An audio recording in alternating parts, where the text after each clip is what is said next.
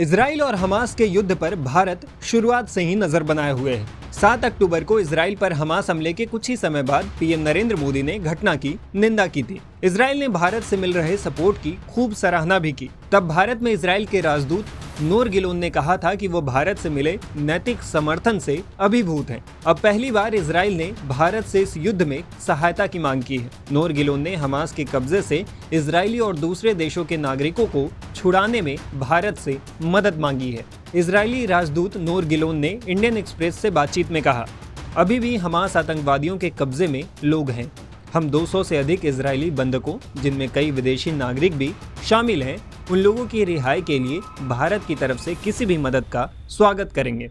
नूर Gilon ने आगे कहा, कई देश उन निर्दोष लोगों की रिहाई के लिए हमास पर दबाव डालने की कोशिश कर रहे हैं। जिस तरह इस्लामिक स्टेट अपने बंधक बनाए गए लोगों पर क्रूरता करता था, ठीक उसी तरह गाजा में हमारे लोग हमास की क्रूरता और हिंसा का सामना कर रहे हैं। हमास के शीर्ष कमांडर्स इस्तांबुल और कतर जैसी जगहों पर विलासिता की जिंदगी जी रहे हैं। अगर भारत ऐसे लोगों से बात करने में सक्षम है जिनका इन कमांडर्स पर प्रभाव है, तो हम इसका स्वागत करेंगे।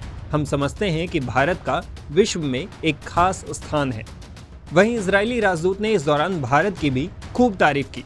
उन्होंने कहा, हमें ये बात अच्छी लगी कि भारत के प्रधानमंत्री नरेंद्र मोदी की पहली प्रतिक्रिया बहुत जल्द आई, तब जब इजराइल हमास युद्ध की पूरी तस्वीर भी साफ नहीं हुई थी।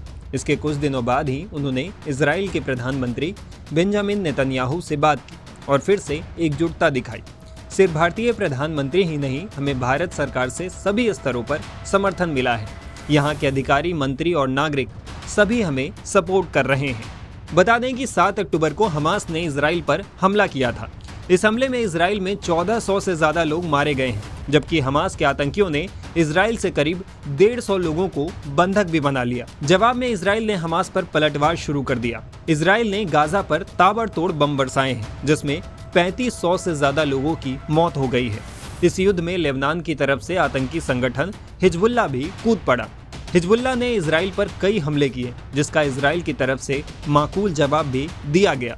इन सबके बीच लेबनान सीमा पर भारतीय सैनिक भी तैनात हैं। मीडिया रिपोर्ट्स के मुताबिक इजराइल और लेबनान सीमा के पास करीब 900 भारतीय सैनिक ड्यूटी कर रहे हैं। उन्हें United Nations peace keeping mission के तहत वहां तैनात किया गया।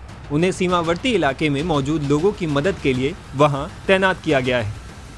टाइम्स नाउ भारत डिजिटल की रिपोर्ट।